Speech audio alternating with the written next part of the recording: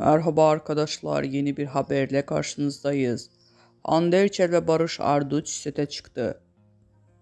Hande Erçel uzun süre sonra ekranlara dönmeye hazırlanıyor. Müjdeli haberi sosyal medya hesabı üzerinden paylaşan güzel oyuncu, rol arkadaşı Barış Arduç ile sete çıktı.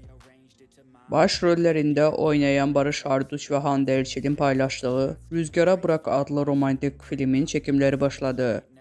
İstanbul'da başlayan çekimler Urla, Çeşme ve Alaçatı'da devam edecek. Barış Arduç ve Hande Erçel başrollerini paylaştıkları Rüzgara Bırak filmin çekimlerinin ilk görüntüleri yayınlandı.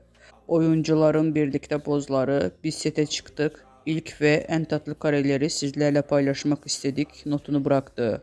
Bizden bu kadar arkadaşlar. Videoların devamını gelmesini istiyorsanız da kanalımıza abone olmayı unutmayalım. Hoşçakalın.